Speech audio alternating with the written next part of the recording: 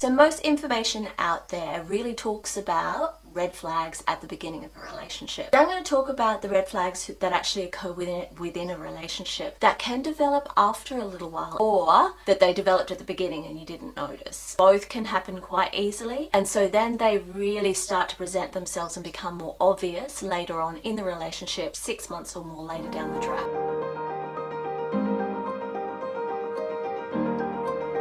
Hi, I'm Rachel Wood. I'm a relationship and life coach with Creative Pathways Coaching. Today we're going to continue with the relationship series, Attracting the Love That You Want. And if you haven't already, please subscribe to my channel just down below, and while you're down there, it all helps to support my channel. And also stay until the end of the video. I'll be teaching you an exercise that helps to assess your relationship style so that you can start to look at some of the negative stuff that you might be attracting in your relationships, both future and past. You're able to see the patterns there. So let's get into it. So most of us want to share our life with someone, you know, that intimate, loving connection where we feel we belong and we're loved. But why is it so hard to achieve? So in this series, we will look at some of the issues you can come across when you're now in a relationship. So most of us have had at least one or a few significant relationships in our past. So our first relationship is usually the most difficult because we're just starting to get an idea of what are relationships and what we need to give to them. But usually with time and experience, we tend to get better at it. So future relationships tend to be less challenging. And it's usually the case that by that time we've started to get to know what we need in a relationship, which is actually essential because we need to be able to communicate to our partner what we need in a relationship and for it to succeed for us. So check out my other videos with regards to getting to know who you are and what you need in a relationship. And as obvious as some of the issues I'm going to talk today seem intellectually, and you know that intellectually, it's interesting how when we're in a relationship, particularly at the start, we tend to let these things go until they fester and actually become worse. So you might find that as I'm going through the video, you'll have some aha moments. And in introspect, most people regret that they hadn't taken notice of those red flags or hadn't taken them seriously. And I can count myself and a large proportion of my clients in that as well. And of course, this needs to be addressed. Any form of abuse in the relationship, whether it be verbal, physical, sexual, or emotional, is not just a red flag, it is a banner telling you to get out. So get out, and get out safely. So when you want a relationship to work, we tend to overlook our partner's less redeeming qualities, but not forever. You may find yourself justifying your partner's behavior at first with regards to perhaps unacceptable or inappropriate behavior, but with time, you really should be starting to address these issues. When you feel that something is off, when your intuition is telling you that something is off, it's usually because it is. So learn to trust how you feel. If your intuition is telling you that there's something not quite right, trust it. You're usually going to be right. So here are some key relationship red flags to look out for. Number one, lack of communication. So these people tend to find it difficult to talk about issues and have problems actually expressing their emotions overall. So even in times when it's really important for them to be open and honest, they will tend to find ways to distance themselves so they don't need to express the emotions or the words that need to be expressed. So they will tend to distance themselves from you emotionally, so leaving you hanging, so you have to deal with the situation usually by yourself. And usually whatever is communicated to you is actually expressed through their emotions rather than their words. So this is when I'm talking about this, I'm talking about that moodiness or that silent treatment that can go on. And even worse, they can communicate with you by yelling, both verbally, by text, message, that sort of stuff. They tend to communicate only with their emotions and not actually with the words that are needed. So for these people, they just have problems expressing their emotions, let alone identifying them. For some people, it's even identifying them. So they get so wrapped up in their emotions, then they don't process those emotions. Now, in this case, they may actually have some emotional issues, and really, in that case, they need to go and see a psychologist, and you need to move on. Number 2, secrets.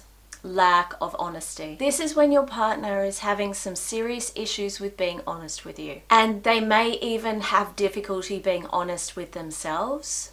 So some of this behavior may not be on purpose, it may not be calculated. It might be just their way of coping, or it's a learned behavior. It also may be also about approval, not telling you the truth because the truth is not good. So it doesn't change the fact that they're not being honest with you. Being lied to, out and out lied to, is a no-brainer. So a person who holds himself or herself as unaccountable for their actions usually lacks integrity and responsibility. As a result, they will tend to not have respect for their partner, whether that dishonesty or the unaccountability is intentional or not.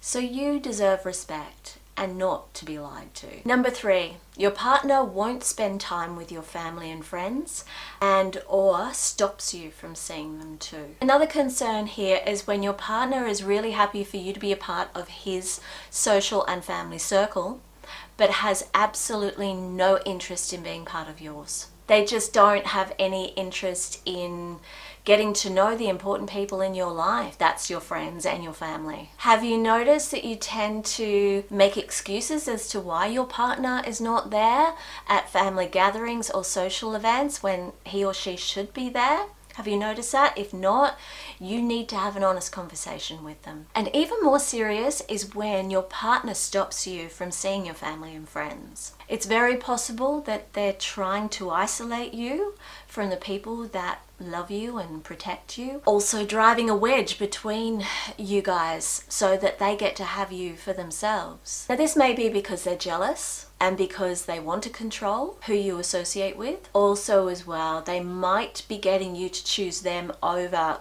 other loved ones so that they feel more loved. If this is the case, you need to be aware that this is one of the first signs of domestic abuse. Number 4, your family and friends don't like your partner. So this is when your family and friends just don't like your partner, even after quite a while. So if there's something that's not quite right about your partner and they've picked it up and it's fairly obvious to them, you might actually need to listen to the people who love you. In those circumstances, when you're in the first, number of months of a relationship, you don't want to hear that maybe your partner is not the right person for you or may have less redeeming qualities, but these are the people that you love. So you might need to listen to them. The people who love you and want to protect you may see the situation just that little bit more clearly. Number 5, you feel insecure in the relationship. So you may often feel that you don't know where you stand in the relationship. Rather than moving forward, you tend to feel anxious, uncertain, and confused. So rather than being happy and moving forward, you feel uncomfortable, anxious, uncertain about where the relationship is going. You may seek assurance from your partner, but this doesn't make any difference. As a result, you're working doubly hard in the relationship to make it work, while your partner is doing very little, contributing very little. Number 6, your partner doesn't respect your boundaries. So does your partner respect your time, your physical boundaries, and the important people in your life? Does your relationship cause you to miss work, miss social events with friends, drop friends, or even you feel uncomfortable when your partner is touching you in front of others slightly inappropriately? So many people excuse boundary violations for passion early on in the relationship, but when they continuously overstep those boundaries over and over again, it's actually a sign of disrespect. Disrespect for you overall, and particularly your feelings and your values. So you need to decide early on in the relationship what your boundaries are and what you're not willing to put up with, and stick to it. And someone who steps over your boundaries frequently tends to be a little bit on the toxic side, and I'd recommend let them go. Number 7, your partner gaslights you So you start to doubt yourself and your perception of reality. Now, we all know what gaslighting is in social media. So gaslighting is when a partner is trying to get the other to second guess themselves and their perception of what has gone on. So usually they will tell the other person that they're overreacting or that they're off base in a situation. So I'll give you an example of this. Say you hear a woman's voice in the background on a phone call with your partner when he's on a business trip. You ask him about it and he tells you it's just the TV or it's your imagination, but you know that it's not. Gaslighting is so damaging because it's not just about you being manipulated and lied to by your partner. They're actually getting you to second guess your perception of your world. They're messing with your reality, which can really contribute to issues with your mental health overall. So learn to trust your gut. And if you think that there's something amiss, it probably is. Number 8, they take you for granted. So do you regularly do stuff for your partner because you love them and then they get used to it and take it for granted and expect it as a general thing? They don't acknowledge all those extra things that you do for them because you love them. So as a result, you feel unappreciated. So firstly, in this situation, you really need to communicate that you're feeling unappreciated, and you actually need to communicate that you're going to stop doing those extra things for them. Explain to them that a relationship involves give and take. A healthy relationship involves give and take. And if they still take you for granted, maybe find someone who's going to appreciate you a lot more. So now we're going to get to the relationship style assessment that I mentioned at the start of this video. So a really effective exercise I get my clients to do is to sit down and with each significant relationship that they've had in their life, write down the answers to these questions. Number 1, what attracted you to this person in the first place? Did the attraction last in the relationship? Was your view of this person, whether imagined or not, actually validated in reality?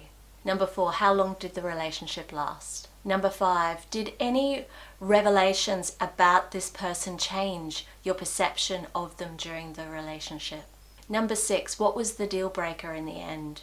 And was there one? And number 7, do you see any patterns or similarities to the other significant relationships you've had in your life? This is a really good exercise because it gets you to see some of the patterns that are in your relationship, what you assume about a person and what the reality is, as well as you may get to see the patterns or the similar type of people that you attract into your world, and you become more aware of what you do in relationships.